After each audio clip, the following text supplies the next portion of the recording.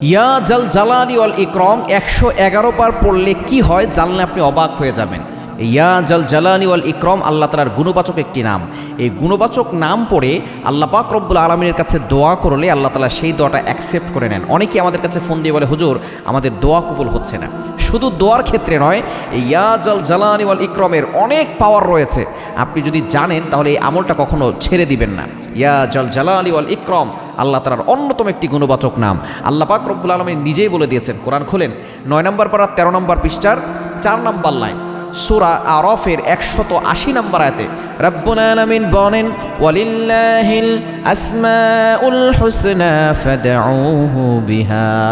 আল্লাহর এই গুণবাচক নাম পড়ে কোনো ব্যক্তি যদি দোয়া করে, আল্লাহ পাক রব্বুল আলামিন সাথে সাথে তার দোয়াগুলো অ্যাকসেপ্ট করে নেন। এজন্য অবশ্যই আপনি এই দোয়া করতে কখনো ভুল করবেন না। এই যখনই দোয়া করতে চাইবেন আপনি ইয়া জাল জালালুল ইকরাম পড়বেন। আল্লাহর এই গুণবাচক নাম পড়ে দোয়া করলে আল্লাহ তাআলা আপনার দোয়াগুলো অ্যাকসেপ্ট করবেন। দ্বিতীয় নাম্বার, 111 বার পরে যদি আপনি আল্লাহর কাছে দোয়া করেন দোয়া কবুল হবে।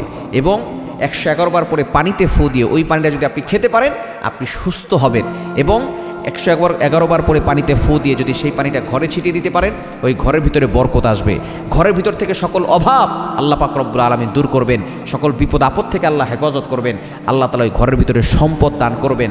আমরা সকলেই সম্পদশালী হতে চাই, সকলেই বিপদ থেকে বাঁচতে চাই। যদি আপনি ইয়া জাল জালালি ওয়াল ইকরামের আমলটা করতে পারেন তবে অবশ্যই আমলের শুরুতে দুরূদ শরীফ পড়ার চেষ্টা করবেন।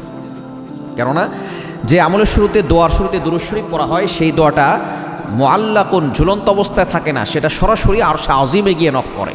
অর্থাৎ যখন আপনি দুরূদ শরীফ পড়ে আমল করবেন দেখবেন আল্লাহ তাআলা এমন বরকত দিবেন যে আপনি এই বরকত পেয়ে আপনি নিজেই খুশি হয়ে যাবেন। আল্লাহ তাআলা আপনার দোয়া কবুল করে নেবেন। সুতরাং এই ইয়া জাল জালালি ওয়াল ইকরাম 111 বার পড়লে আল্লাহ বিপদ দূর করেন, অভাব দূর করেন, কষ্ট দূর করেন এবং আপনার দোয়া কবুল করবেন, জীবনে বরকত দান করবেন এবং রোগ বালাই দূর করে দিবেন। সুতরাং এই নামের বরকত অনেক বেশি।